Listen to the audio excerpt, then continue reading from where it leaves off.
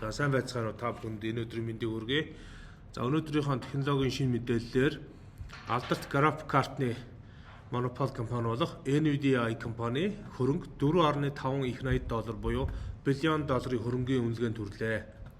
За NVIDIA компани хамгийн сүүлд OpenAI компанид $100 тэрбум хөрөнгө оруулалтыг хийсэн.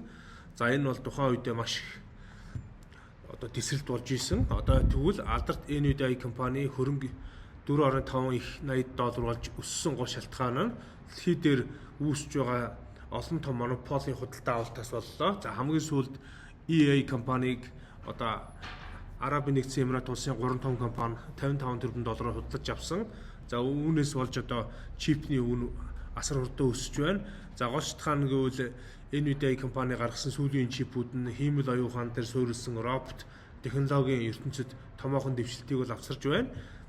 Тэгэхээр энэхүү компани одоо ирээдүйн зорилт бол одоо ирээдүйг бол өөрчлөх, шинжлэх юм шин том үйл явцуудыг бол гаргахаар бол болж байгаа юм байна. Ингээд албан ёсны дэлхий дээр томоохон хөрөнгөтэй болсон NVIDIA компани хөрөнгө оруулалтын гол өсөлт нь өдгөөс цаашдаа өсөхөр төлөвтэй байгаа юм байна. За үүний хамгийн нэг тод жишээ бол одоо $4.7 тэрбум хүрэхэд бол асуудалгүй ойрхон байна гэж олон улсын шинжээчид нар бол үзэж байгаа юм байна.